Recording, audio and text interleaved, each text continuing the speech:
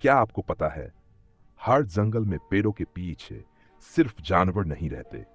कुछ कहानियां, कुछ आत्माएं और कुछ ऐसे रहस्य होते हैं जिन्हें भूलकर भी छेड़ना नहीं चाहिए।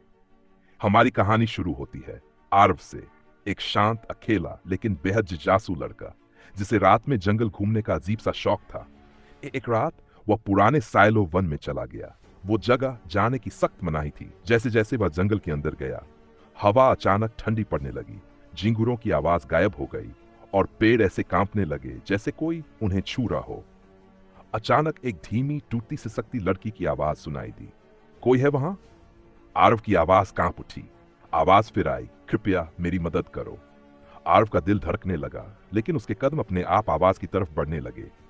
पेड़ों के बीच एक सफेद परछाई हिल रही थी, जैसे चांदनी किसी इंसान के चारों ओर जम गई हो। वह रुका, उसकी सांसें अटक गई और फिर वो परछाई धीरे धीरे एक लड़की के रूप में बदलने लगी।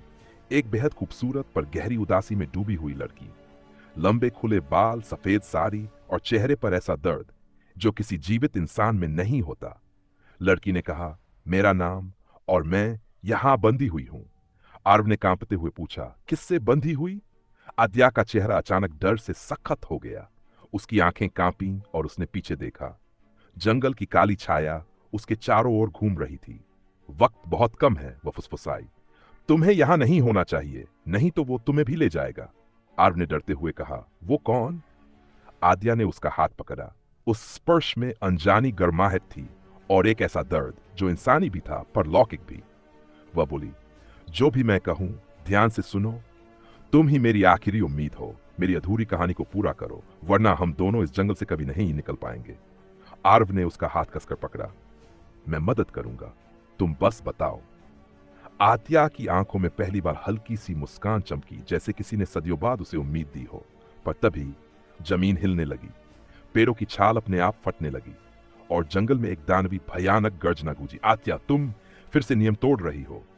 आर्व ने पीछे देखा। पेड़ों के बीच एक लंबा अंधेरा आकार खड़ा था, लाल चमकती आंखें और शरीर से निकलती काली धुंध, जैसे मौत खुद जंगल में उतर आई हो।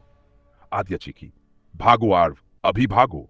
आर्व मुड़ा, पूरी जान लगाकर दौड़ पड़ा, लेकिन पीछे से आद्या की आवाज आई जो उसके दिल के आर पार उतर गई, वापस आना। अगर आपको आद्या और आर्व की इस रहस्यमयी कहानी ने जरा सा भी छू लिया है तो इस वीडियो को लाइक करें, चैनल को सब्सक्राइब करें और कमेंट में लिखें पार्ट 2 चाहिए, क्योंकि आपका एक एक कमेंट, एक एक सब्सक्राइब हमें अगला हिस्सा बनाने की ताकत देता है।